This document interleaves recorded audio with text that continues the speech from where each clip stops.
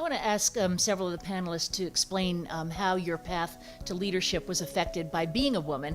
And I'm going to start with Elisa, because Elisa, you're working for Frontier, which is a utility. Generally considered, utilities are frequently considered to be male-dominated organizations. And you've worked at other companies before coming to Frontier that were also male-dominated, including in the rental car business. So tell us how being a female affected your path to leadership. Yeah, it's pretty amazing too, right? Because rental car, wireless, mobile wireless, and now utilities, cable. And I'll tell you, one of the things that I got used to very early on, and I started in the operations, not in the human resource side of the house, is I was going to be the only woman sitting at the table.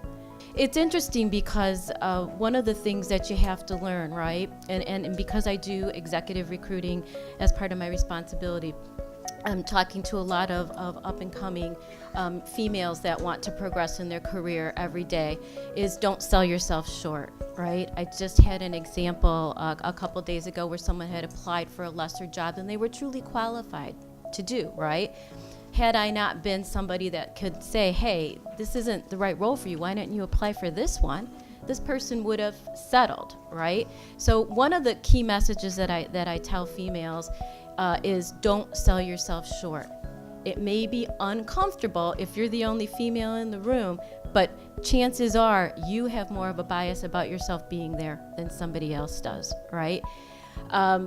There's an interesting class that Cornell does right now, and it's for women who want to be executives in leadership.